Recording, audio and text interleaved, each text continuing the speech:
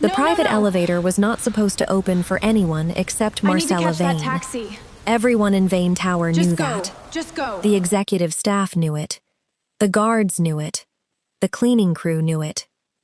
Even the interns who got lost on their first week knew that the black glass elevator at the end of the west lobby belonged to one woman only.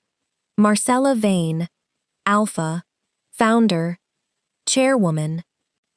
The woman who owned the tower, half the skyline around it, and enough lawyers to make powerful people lower their voices before saying her name. She was not the kind of woman a desperate Omega should run toward. But desperation does not read access policies. Desperation reads exits. And that night, there were none. Rain smashed against the revolving doors of Veyne Tower so hard, the lobby windows looked like they were shaking. Security alarms glowed red on the far wall. The public elevators were frozen between floors because of an emergency lockdown drill that was not supposed to happen until next week. Half the lobby staff had been pulled into a crisis meeting upstairs after a leaked acquisition file hit the press. And I was standing behind a marble column with my dead phone in my hand, my lungs burning, and my former fiancé's voice echoing from the sidewalk outside. Eleanor. Tamsin Rook never shouted. That was one of the reasons people believed her. She had a soft voice, a warm smile, and a way of making threats sound like concern.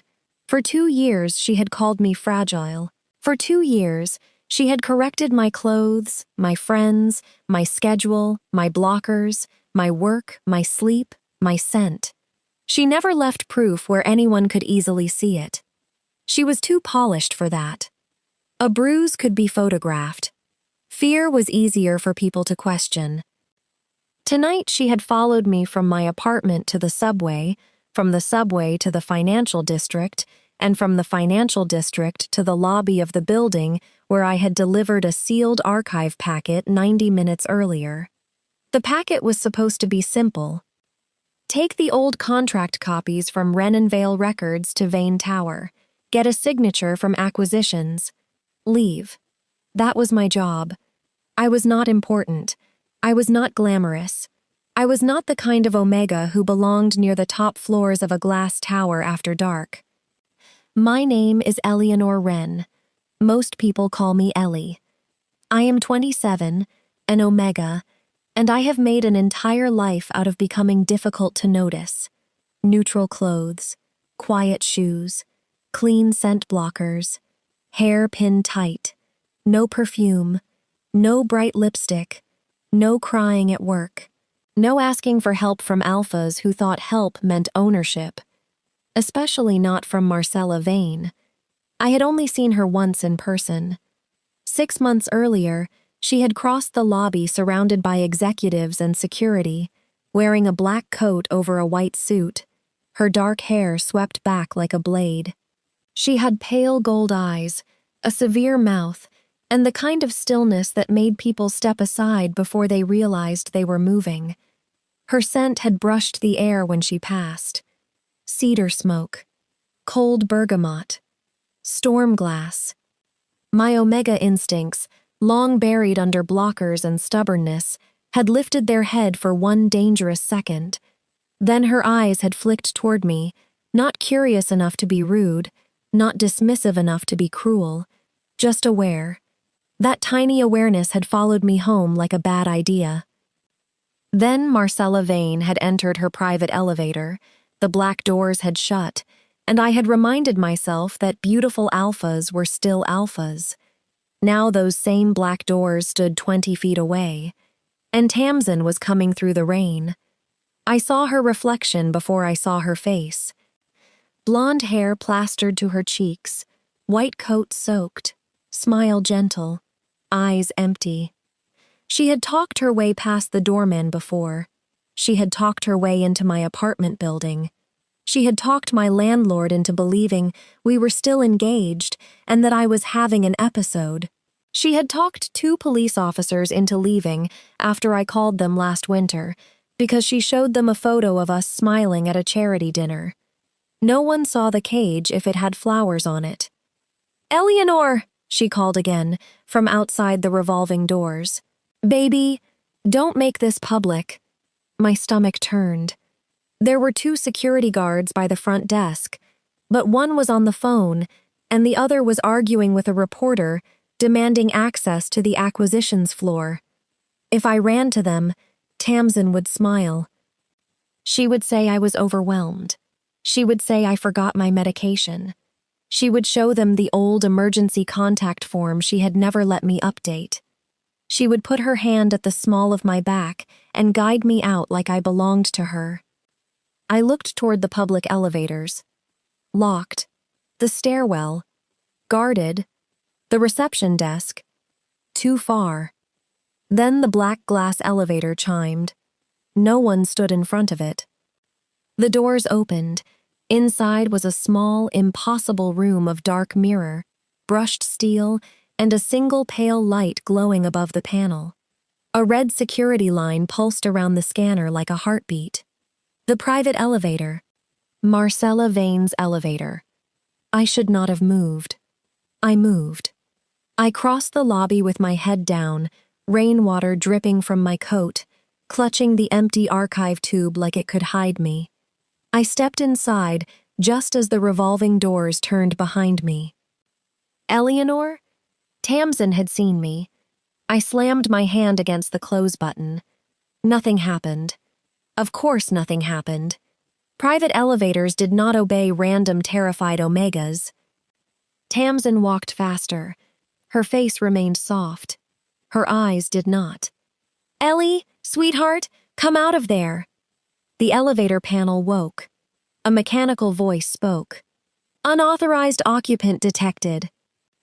My blood went cold. Tamsin smiled. The doors began to reopen. No, I whispered. I pressed my palm to the panel, uselessly, desperately. The little emergency badge clipped to my coat brushed the scanner. The archive department had given it to me earlier so I could access records intake on the 10th floor. It was crooked from my run through the lobby. Somehow that crooked badge saved me. The elevator paused. The panel flashed amber. Temporary document courier access detected. Tamsin's smile faltered.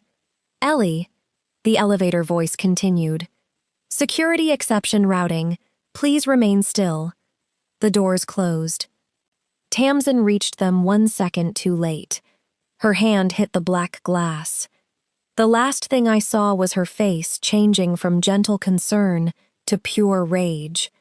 Then the elevator rose. Fast. Too fast. My knees gave out.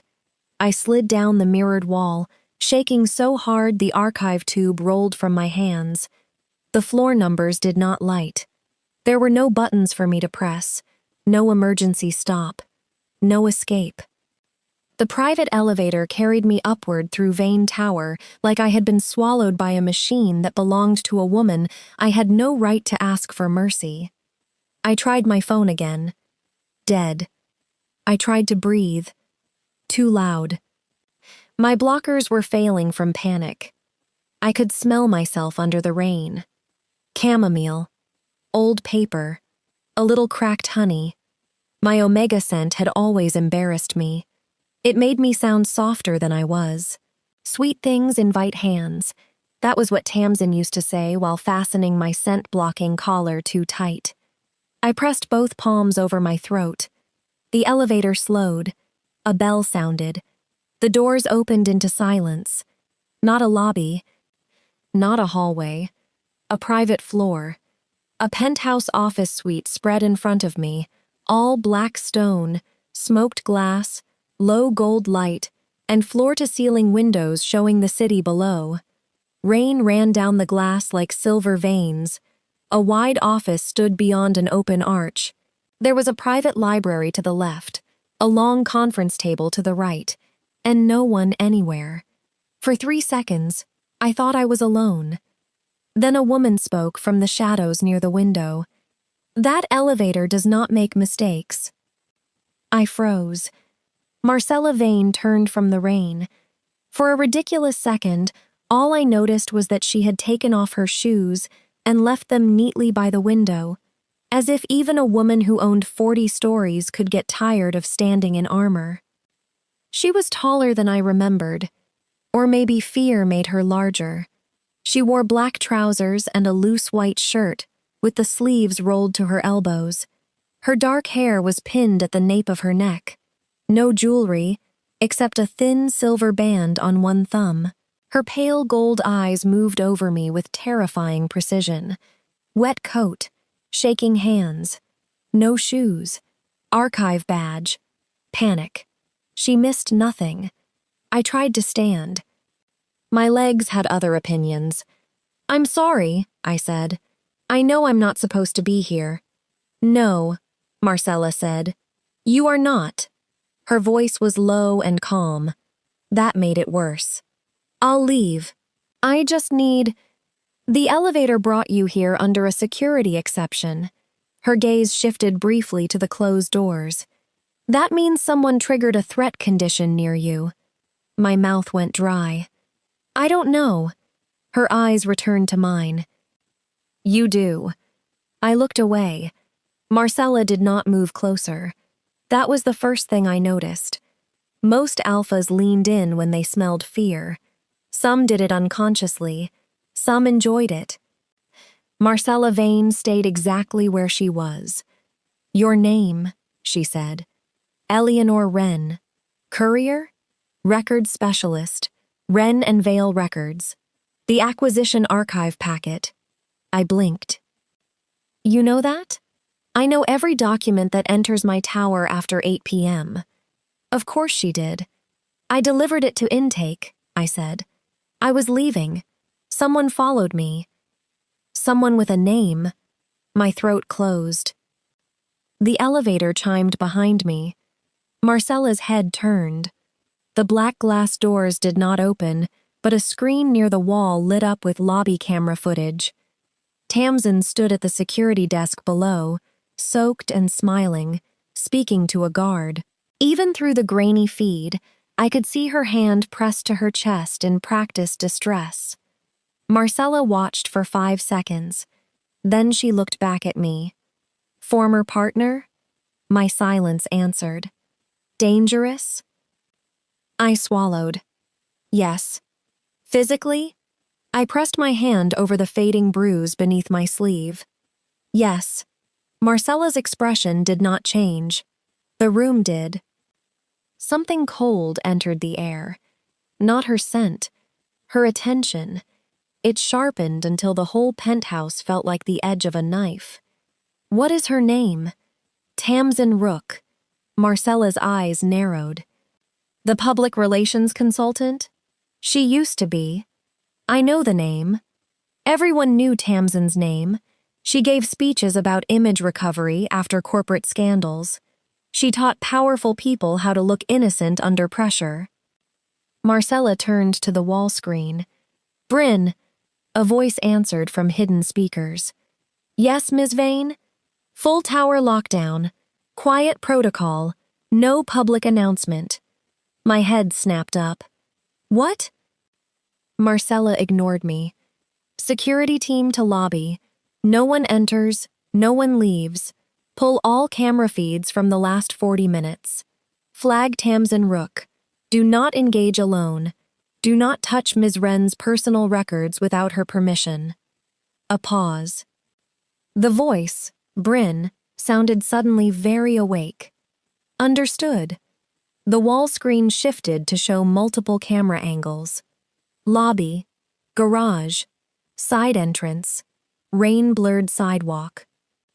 Tamsin turned from the front desk as guards approached. Her smile stayed in place, but her eyes moved fast. I stepped back. "You can't lock down the whole tower because of me." Marcella looked at me then. Directly. "You came here for safety." "I didn't mean to come here." "But you did." Her voice lowered. "That means this tower protects you now." Something inside my chest cracked. Not open. Just enough to hurt.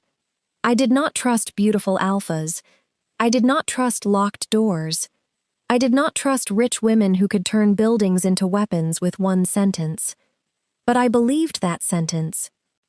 For one terrible second, I believed it so much that my knees almost failed again. Marcella saw it. "Sit," she said, then stopped herself. "Please sit, if you want to." The correction was small. It mattered too much. There was a low couch near the library wall. I crossed to it on unsteady legs and sat on the edge, still holding my coat closed like armor. Marcella walked to a cabinet and opened it. Not the bar, the medical cabinet.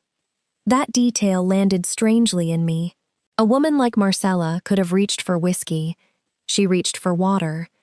She removed a sealed bottle of water, a folded thermal blanket, and a first aid kit. Then she stopped 10 feet away from me. "I can set these on the table," she said. "Or Bryn can come up. She is Beta, head of security, and less intimidating than I am when she tries very hard." Despite everything, a laugh slipped out. It broke immediately. "I don't know. That is an acceptable answer." She set the items on the table and stepped back. I stared at the water like it was a test. Marcella's phone buzzed. She glanced at it. "Rook is claiming you are mentally unstable and under her medical authority." My stomach dropped. "No. She is lying?" "Yes. Is she still listed as your emergency contact?"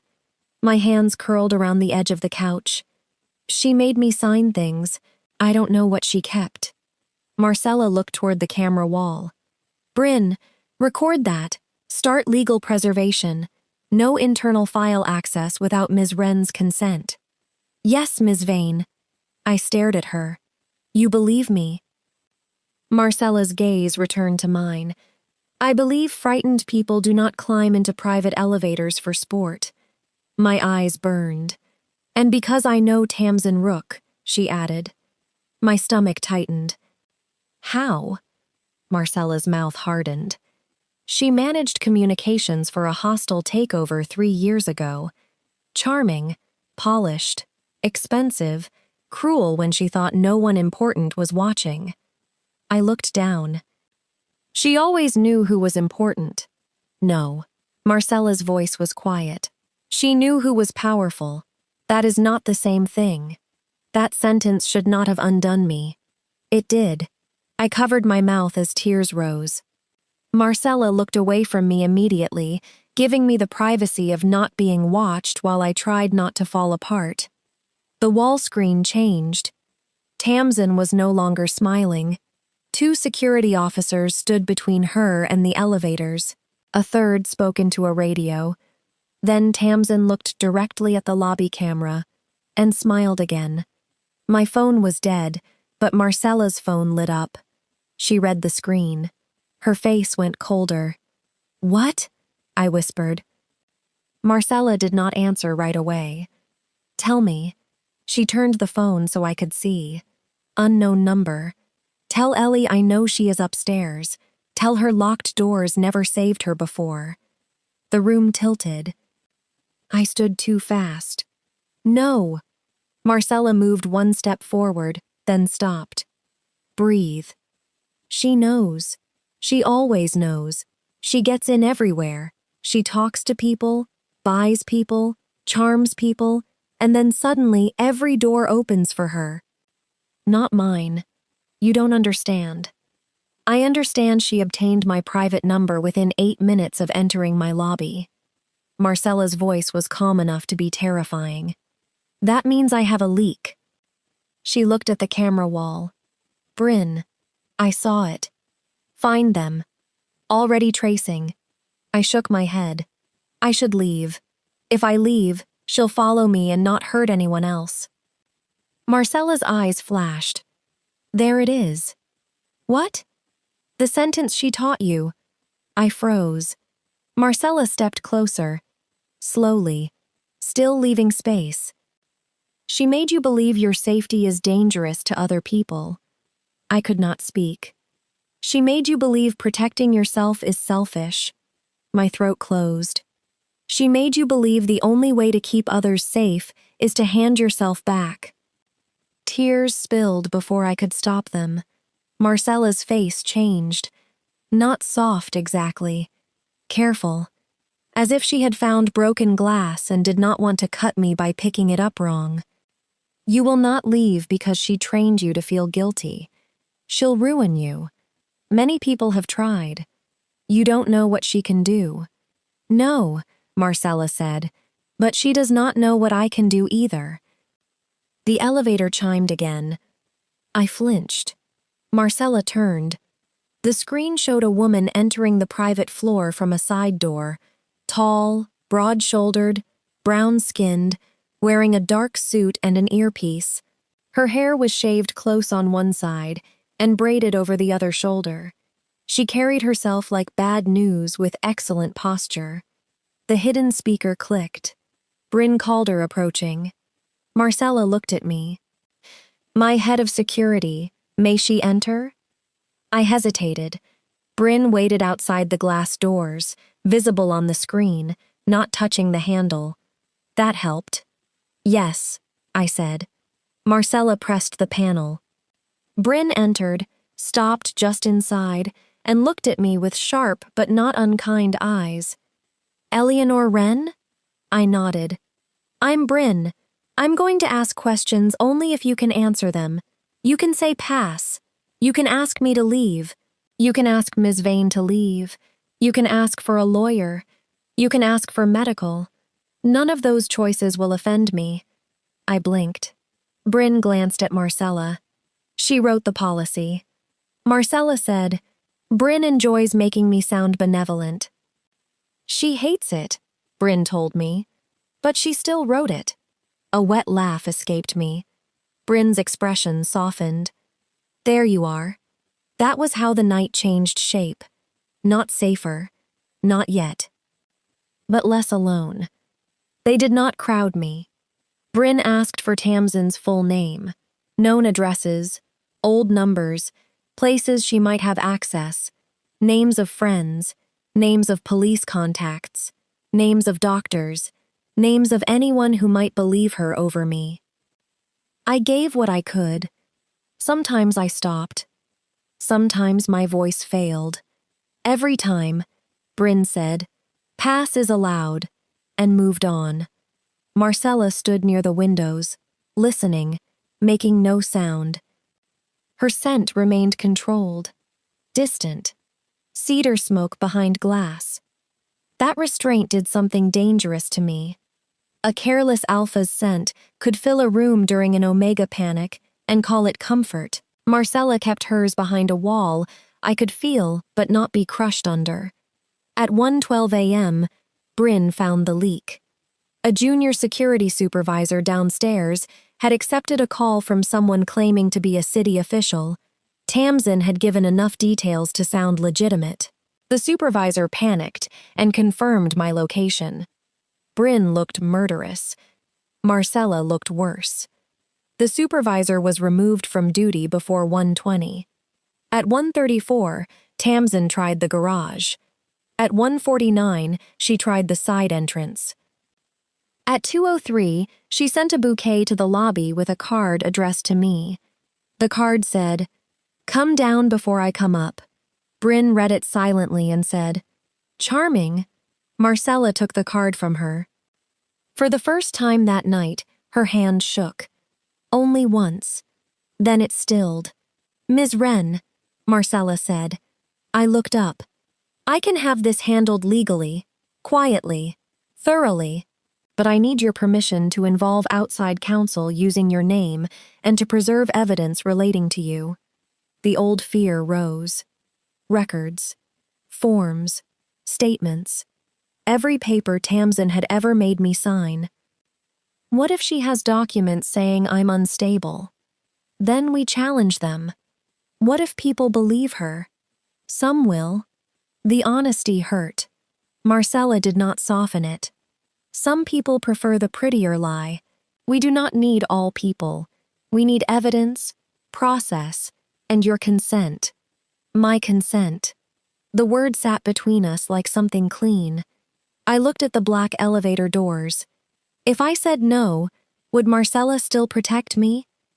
As if she heard the question, she said, "If you say no, the tower remains locked until she leaves the property. You can sleep here, call someone else, or leave with a security escort when you choose. My help is not conditional on access to your story." I closed my eyes. Tamsin would have made me pay for every kindness. Marcella did not even call it kindness. She called it protocol. Maybe that was why I trusted it. "Yes," I whispered. Marcella nodded once. "Bryn, call Marrow Legal. Trauma-informed counsel only. No one speaks to Ms. Wren without clearing consent language with me first." Already had them on standby. Marcella looked at her. Bryn shrugged. "You were doing the window stare." It was obvious. Marcella's mouth almost moved. Almost.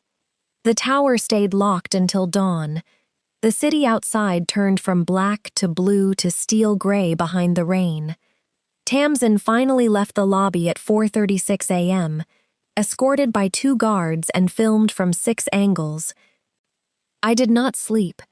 I sat on Marcella Veyne's couch with a thermal blanket around my shoulders, drinking water in tiny sips, while Bryn built a timeline on a glass wall and Marcella made quiet calls that caused powerful people to answer before the second ring.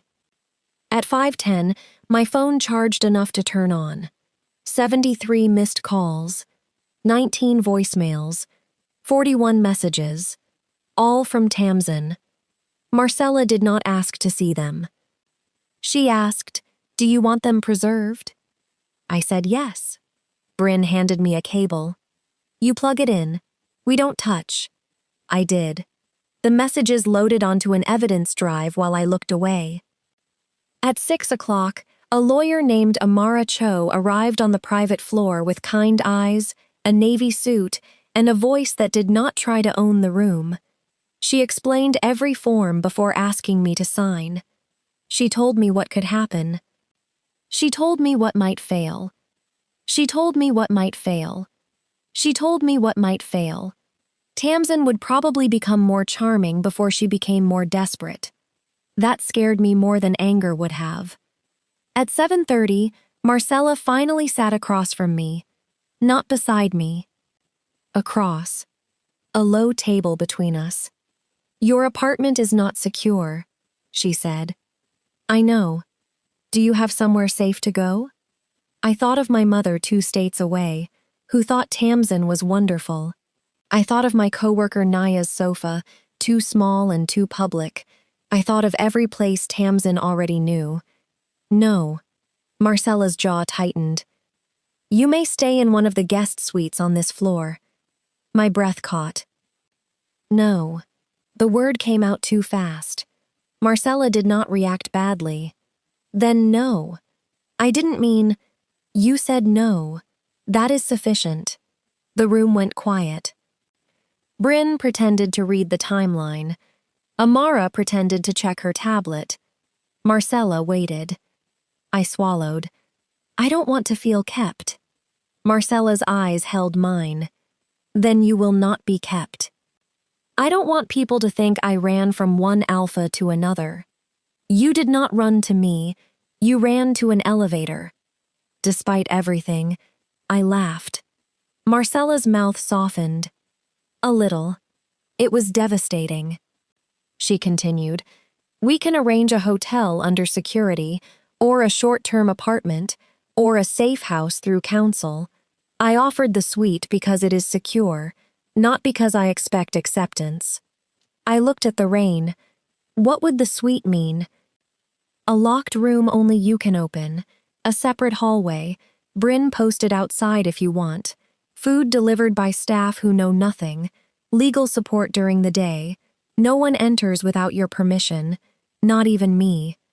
The words pressed gently against my fear. No one enters. Not even me. I hated how much I wanted to believe her. I can decide later? Yes. Can I shower first? Marcella stood immediately. Bryn will show you the guest suite hallway. You can lock the door from the inside, clothes can be sent up sealed, or Bryn can arrange a shopping run with your approval. I looked down at my wet coat and ruined hem. I don't have money for that. Marcella's expression turned almost offended. You are a document courier trapped in my tower because my security exception took you to my floor during a threat. I will not invoice you for pants. Bryn coughed.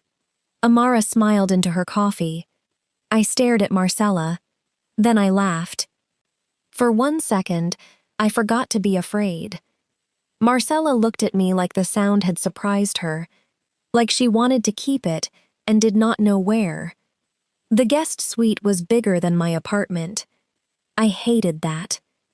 Then I saw the lock.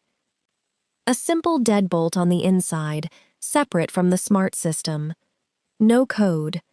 No override panel. A real lock. Bryn saw where I was looking. Marcella had those installed after a board member's divorce turned ugly. She said high-tech doors are useless if the person inside does not believe they control them. I touched the deadbolt. Cold brass. Real weight. Thank you. Don't thank me. I just scare people for money. Are you good at it? Exceptionally. I showered until the mirror fogged. I did not cry until I saw the clean clothes folded outside the bathroom door, in a sealed bag with a note.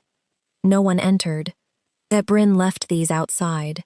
Choose what you want, ignore what you do not. MV. There were soft black pants, a cream sweater, socks, underclothes still tagged, and a loose gray robe. At the bottom of the bag was a pair of ridiculous fuzzy socks with tiny embroidered elevators on them. Everything fit. That should have frightened me. Instead, I found a second note from Bryn under the tags. I guessed your size from the coat. Marcella guessed wrong and chose everything 2 sizes too big because she is emotionally dramatic. I laughed into the towel. Then I cried for 5 minutes. Then I put on the cream sweater. It smelled like nothing. Clean, unclaimed, mine if I wanted it. I slept for 3 hours. When I woke, the tower was awake. News crews crowded the sidewalks below. Veyne Tower had issued a bland statement about temporary overnight security restrictions. No names, no details. My name was not online. Tamsin's name was not online. For now. I found Marcella in the library when Bryn escorted me back. She stood at a long table covered in printed documents. Her hair was still pinned perfectly, but there were shadows under her eyes. You should sleep, I said before I could stop myself. Marcella looked up. So should you. I did. 3 hours is not sleep. Neither is whatever haunted CEO ritual you performed by the windows all night. Bryn made a sound that might have been a laugh. Marcella's eyes narrowed at her. Bryn looked innocent. A dangerous little warmth moved through my chest. Then Amara arrived with the first real blow. Tamsin had filed a wellness petition at 8:12 a.m. She claimed I was in an unstable omega state, being unlawfully influenced by an alpha executive and unable to make safe decisions. She attached an old medical letter I had never seen. Signed by a doctor I barely remembered. A doctor Tamsin had insisted I visit because, you get so emotional, baby.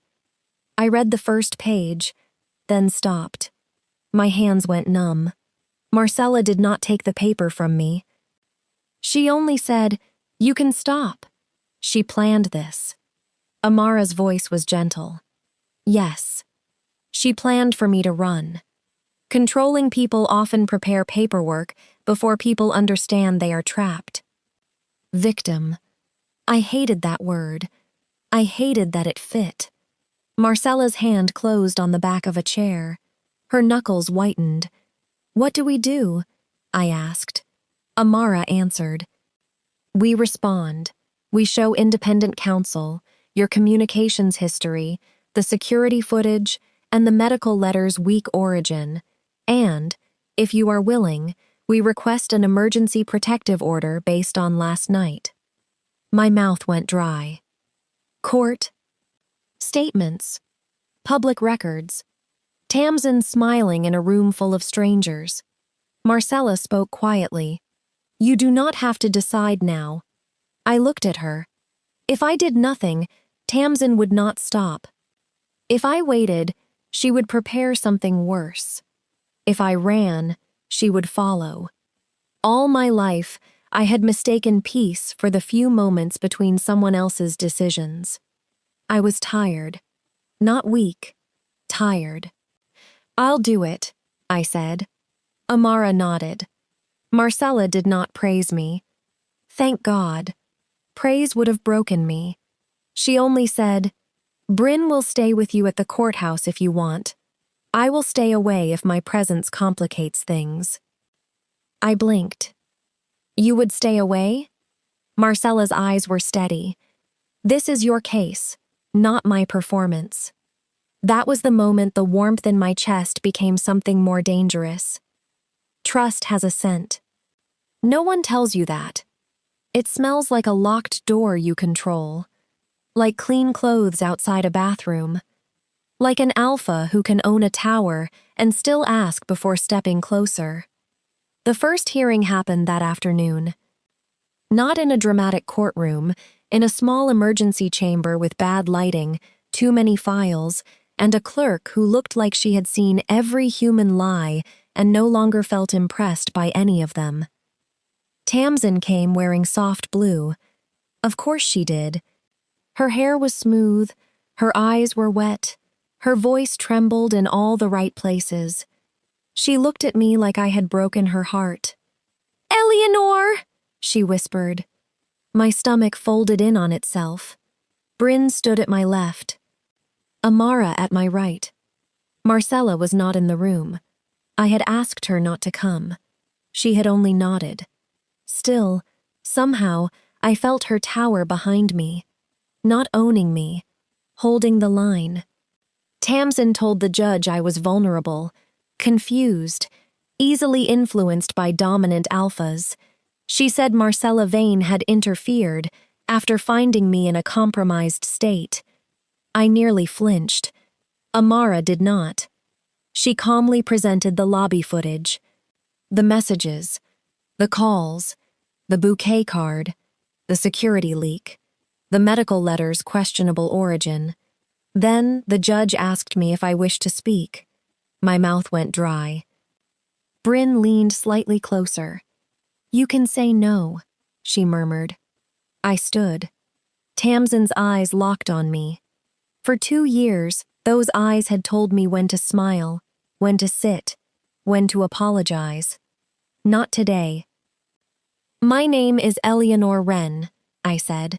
I am not confused. I am afraid. Those are not the same thing.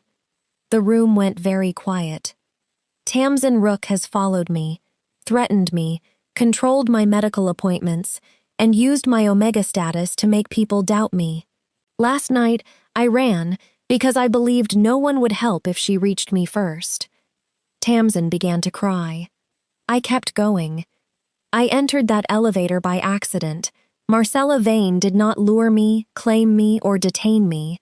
She locked down the tower because I asked for safety without knowing how to say the words. My voice shook, but it held. I am saying them now. I want safety. I want distance. I want my emergency contact changed. I want my medical records reviewed. I want her to stop calling me baby like it means she owns my fear.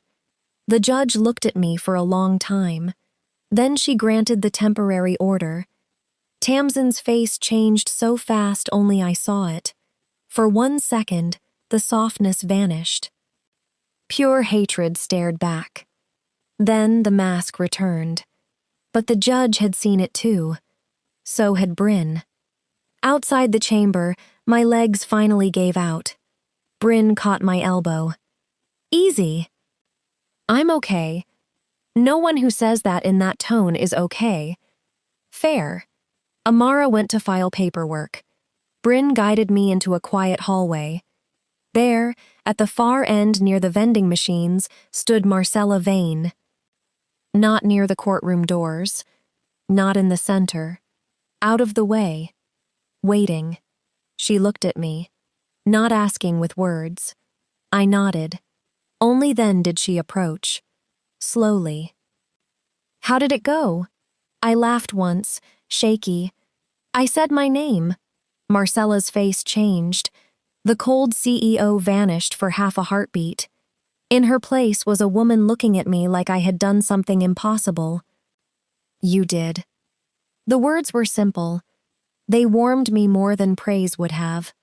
Bryn cleared her throat.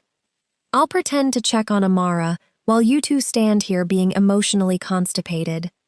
"Bryn," Marcella said. "Accurate is not insubordinate. It can be both." Bryn walked away smiling. I looked down at my hands. I don't know what happens now. Marcella stood beside me, not touching. "Now we keep going." "We?" "If you want." I looked up. Gold eyes. Stillness. Storm glass. "I want the guest suite," I said. Something in her shoulders eased. "Then it is yours. For now. For as long as you choose. And the deadbolt stays. The deadbolt stays." I stayed in Veyne Tower for 9 days. That sounds romantic. It was not.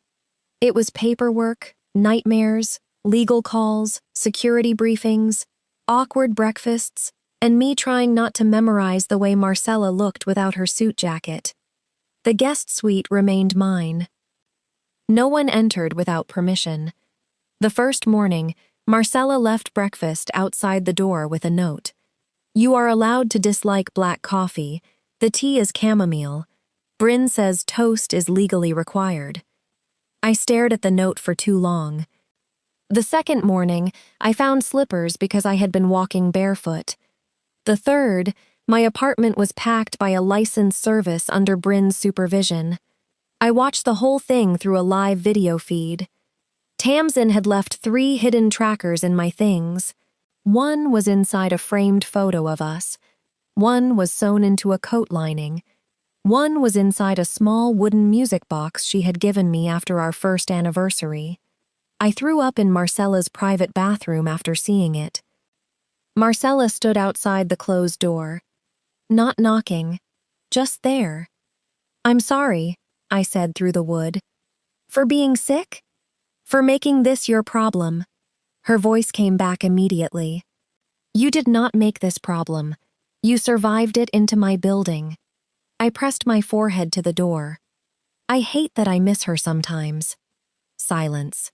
Then Marcella said, "That does not make you weak. It makes me stupid." "No, you don't understand." "No," she said. "I don't understand missing someone who hurt me that way, but I understand grief for the person you hoped they were." I closed my eyes. That is worse. Yes. I opened the door 10 minutes later. Marcella was standing 6 feet away, exactly where the hallway widened enough not to trap me. She held a glass of water. "May I hand this to you?" I nodded. Our fingers brushed. Her scent moved through me. Cedar smoke, cold bergamot, storm glass. My own scent answered before I could stop it. Chamomile, old paper, cracked honey. Marcella went very still. Her eyes lowered to my throat. Not hungrily. Carefully. "Your blockers are fading," she said. My face burned. "I know." "Do you need medical support?" "No."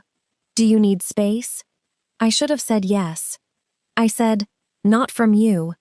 The words landed. Marcella's hand tightened once around the empty glass. Then she set it on the hallway table. "Eleanor." "Ellie," I said. Her eyes softened. "Ellie." My name in her voice was not a command. It was a door opening. "I am attracted to you," she said. The world stopped, then started again too fast. "But," she continued, And the word saved me. You are in my tower for safety. You are under legal stress. You are healing from coercion. I am an alpha with more power than anyone around you right now. I will not turn your fear into opportunity. My throat tightened. I didn't think you would. I needed to say it anyway. Because carefulness should not become dishonesty? One corner of her mouth moved. You have been reading Bryn's harassment training posters. They're in every elevator. She enjoys haunting me. I looked at her hands. Strong. Still. Waiting. What if I'm attracted to you too? I asked. Marcella did not move. Then we do nothing quickly. I laughed softly. That sounds painful. It may be. Are you always this controlled? No. The honesty made my pulse jump. She looked away first, which is why I am choosing it. That night, I dreamed Tamsin was inside the tower. I woke with a sound caught in my throat, tangled in sheets, my skin too hot from panic. For 10 seconds, I did not know where I was. Then I saw the deadbolt, locked from my side. Mine. I breathed. Someone knocked once. Soft. Eleanor? Marcella's voice. I sat up. How did you know? You called out. I'm sorry. Do you want me to leave? No. The answer frightened me. No, I said. A pause. May I open the door? I looked at the deadbolt. I had to choose. I stood, crossed the room, and unlocked it. Marcella stood in the hall wearing dark lounge pants and a white shirt, hair loose around her shoulders. She looked less like a CEO and more like a woman dragged from sleep by someone else's fear. That made me feel worse. You were sleeping. Badly. Because of me? No, she said. Because Bryn snores through walls when she takes the security couch. From somewhere down the hall, Bryn called, Lies. I laughed. Marcella's eyes warmed. Do you want company? Yes. Where? The question almost broke me. Not can I come in, not move over. Where? I pointed to the chair near the window. You can sit there. Marcella entered and sat in the chair. No closer. I climbed back under the blanket. The rain had started again, soft against the glass. For a long time, neither of us spoke. Then I said, she used to sit on the edge of my bed when I cried and tell me I was too sensitive. Marcella's jaw tightened. She was wrong. I know that in my head. Hearts are slower. I looked at her. You talk like someone who has been lonely a long time. Marcella's face went still. Yes. I expected her to stop there. Instead, she said, my mother believed alpha daughters should be sharpened, not loved. My father believed silence was safer than defending anyone. By 20, I knew how to win a room and had no idea how to stay in one. The confession sat between us. Quiet. Heavy. I pulled the blanket up to my chin. I know how to stay too long. Marcella looked at me. Then, perhaps between us, we can learn appropriate timing. I smiled in the dark. She stayed until I slept. In the chair. By the window. Hands folded in her lap. Like a guard dog with manners. The next week, Tamsin broke the order. Not by coming to the tower. She was too smart for that. She released a statement through an anonymous gossip account claiming a powerful Alpha CEO had taken custody of an unstable Omega witness during a private acquisition dispute. No names. Enough hints. By noon, reporters were outside again. By 1, my mother called. I did not answer. By 2, old acquaintances sent careful messages asking if I was safe from Marcella. Not safe from Tamsin. From Marcella. I read them until my hands went cold. Then Marcella found me in the library. She had changed into a dark sweater, and I hated how ordinary it made her look. Ordinary was more dangerous than powerful. Ordinary was something I could want. I looked up before she spoke. Don't tell me to ignore it. I won't. Don't tell me people don't matter. I won't. Don't tell me you can fix it. Marcella paused. I was going to offer tea. I stared, then laughed so hard it hurt. She set the cup down near me. Chamomile. Of course. I can issue a statement, she said. Or say nothing. Or Amara can issue one through counsel. Or you can. I looked at the headlines. Omega under alpha influence? Veyne Tower mystery woman. Protective CEO or private scandal. My face burned. She wants people asking the wrong question, I said. Marcella waited. She wants them asking if you control me so they stop asking what she did. Yes. I stood. Then I'll answer. Marcella's eyes sharpened. In writing? On camera. Bryn walked in at exactly the wrong moment carrying a tablet. No. I turned. No. Bryn looked at Marcella. Tell her no. Marcella said, no.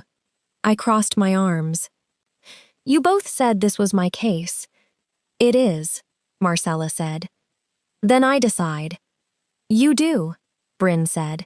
And I advise professionally that walking into cameras while shaking with rage is a bad idea. I'm not shaking. My hand immediately shook. Bryn pointed at it. Rude of your hand to betray you. I lowered it.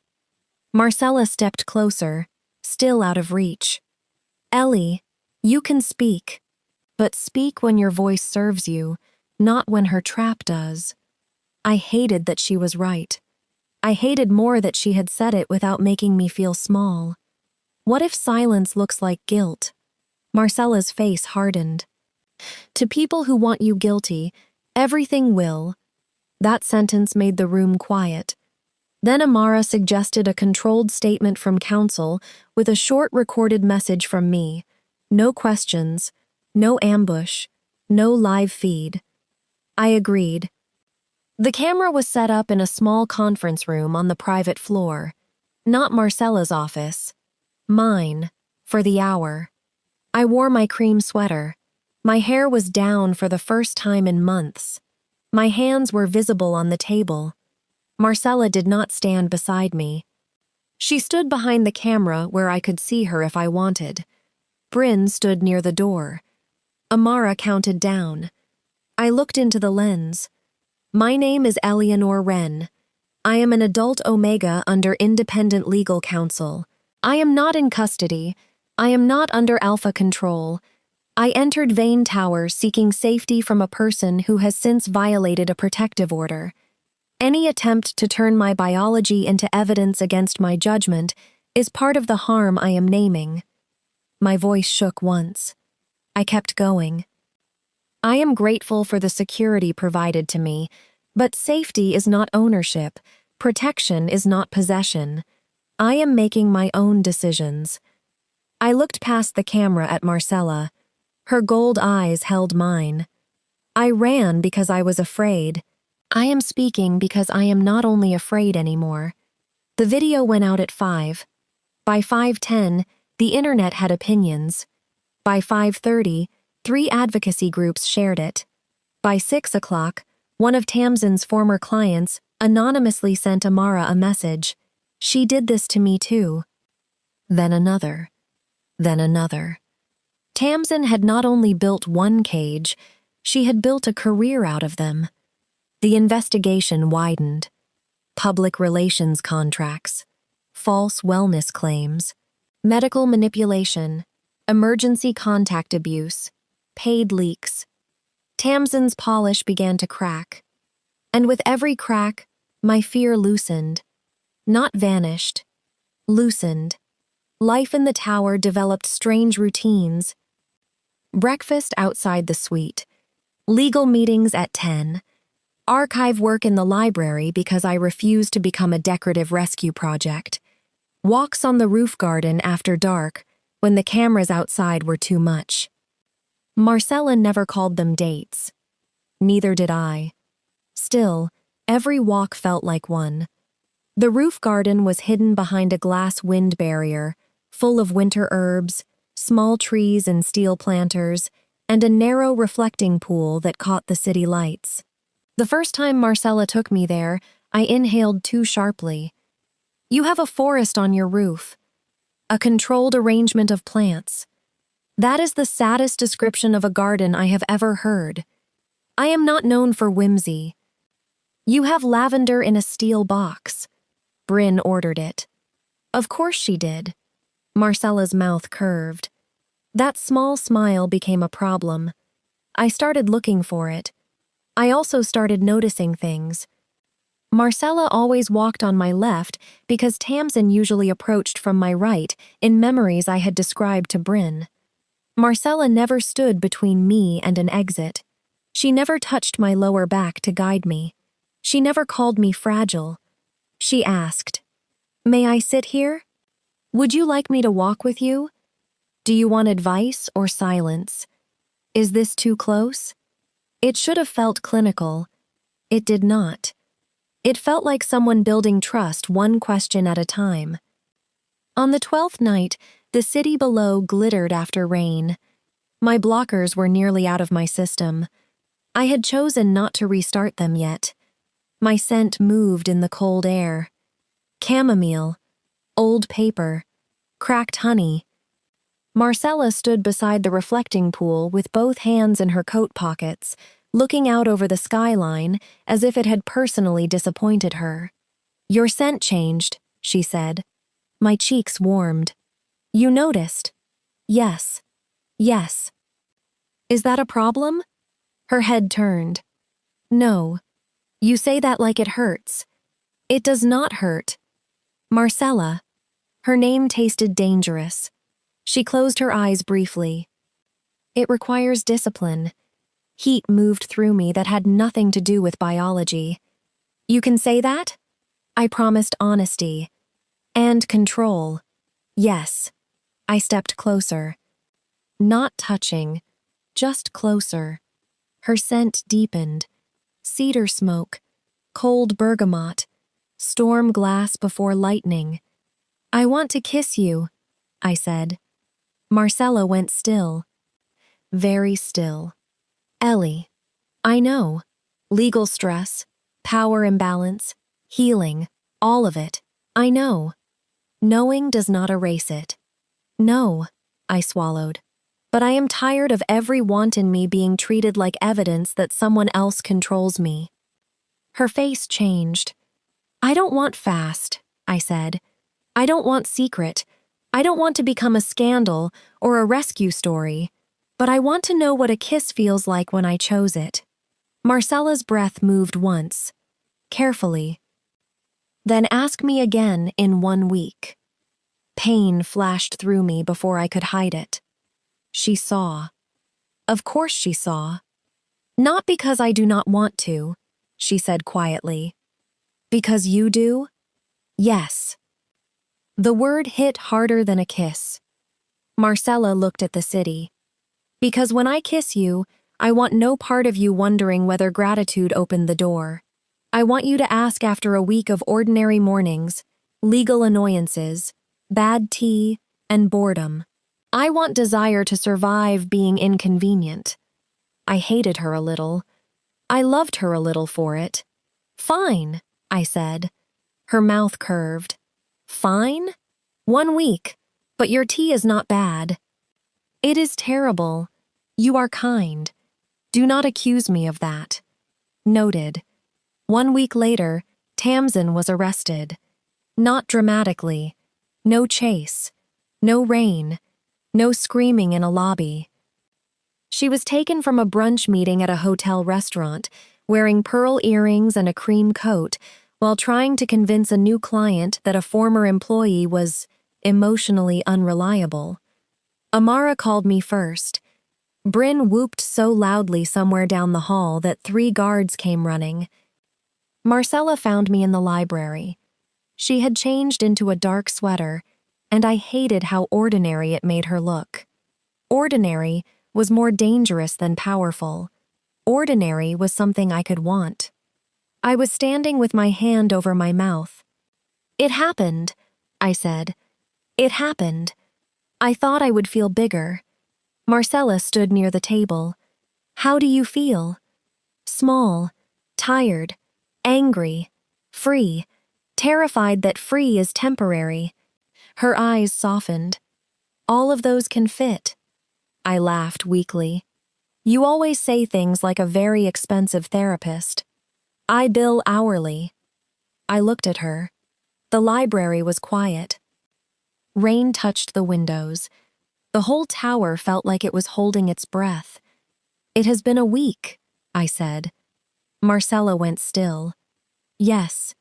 I had ordinary mornings. Yes. Legal annoyances. Many. Bad tea. Unfair. Boredom. Some. Desire survived." Her eyes darkened. "Ellie." I stepped around the table. "May I kiss you, Marcella?" Her breath caught. The cold alpha CEO of Veyne Tower, who could lock down 40 stories with one command and make executives tremble with a glance, looked almost unsteady. "Yes," she said. I closed the last distance. The kiss was soft. That surprised me. Not weak, not hesitant. Soft like a door opening slowly, because the person on the other side knew sudden movement could frighten you. Marcella did not touch me at first. I kissed her again. Then I took her hand and placed it at my waist. Her fingers curled carefully. Question. I leaned closer. Answer. Her scent wrapped around me, no longer distant behind glass. Cedar smoke and storm glass and restraint breaking only as far as I allowed. I had been kissed before, claimed before, managed before. This was different. This was a choice, meeting another choice, in the middle of a quiet room. When we parted, Marcella rested her forehead near mine, but not against it. Still yes? My laugh came out broken. Yes. Good. You are very formal for someone I just kissed. I am trying not to make a triumphant noise. That startled a laugh out of me. What would that sound like? Undignified. I want to hear it someday. Her thumb moved once at my waist. You are becoming dangerous. I learned from the woman who locked down a tower. I locked down a tower for a security threat. You locked down a tower for me. Her eyes held mine. Yes, she said. I did. After that, things did not become simple. Stories lie when they pretend a kiss solves trauma. It solved nothing. It changed everything. Tamsin's case dragged through statements and hearings. Her lawyers tried to paint me as unstable. Amara dismantled them page by page. Other people came forward too. 3 omegas, 2 betas, and 1 alpha who had been professionally ruined after refusing to lie for her. The medical letter was proven fraudulent. The emergency contact forms were voided. The doctor lost his license review. Tamsin's soft voice became less useful when recordings surfaced of what she sounded like when doors were closed. I moved from the guest suite to a small apartment 3 blocks away. Marcella did not like it. She said so once, then helped Bryn inspect the locks. That mattered more than approval. We dated slowly. Painfully slowly, according to Bryn, who claimed watching us schedule dinner with legal caution was a crime against romance. But slow was good. Slow let me learn that Marcella hated sweet coffee, but drank it when I made it by accident. Slow let her learn that I needed doors open when I cooked. Slow let me learn that she sometimes woke at 4 a.m. and answered emails because empty hours felt safer than dreams. Slow let us argue. Our first real fight happened over security. Not surprising. I wanted to walk alone to the corner bookstore. Marcella wanted a guard half a block back. I said I was not a state secret. She said Tamsin had associates unaccounted for. I said fear was still making decisions. She said caution was not fear. I said she sounded like an alpha. She went very quiet. Too quiet.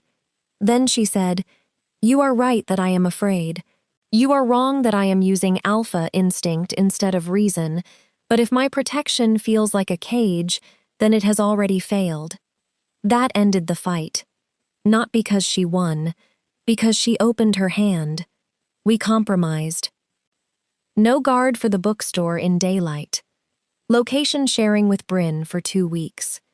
I bought Marcella a book called How Not to Sound Like a Corporate Threat When Worried. She read it. Annotated. Badly. 3 months after the elevator, the final order was granted. Tamsin was barred from contacting me. Her public image work collapsed. Her old clients turned into witnesses. The world did not become perfectly safe. But it became mine again. That night, I went back to Veyne Tower, not because I had nowhere else, because I chose to. Marcella met me in the lobby. The black private elevator waited behind her. The same elevator that had carried me upward, shaking and terrified. Its red security light was green now. I stopped in front of it. Marcella noticed. "Do you want to take another elevator?" I shook my head. "No." "Do you want to walk?" "No." "What do you want?" I looked at the black glass doors, then at her, to press the button myself. Marcella stepped aside. The lobby staff pretended not to watch. Bryn did not pretend. I pressed my palm to the panel. This time, the light turned green because my access was real. Not an exception. Not an accident. The doors opened. I stepped inside. Marcella remained outside. I smiled. "Are you coming?" Her face softened. "If you invite me, I invite you." She entered. The doors closed. The elevator rose. The mirror reflected 2 women standing side by side. Not rescuer and rescued. Not alpha and fragile omega. Just Marcella and Ellie. Still complicated. Still healing.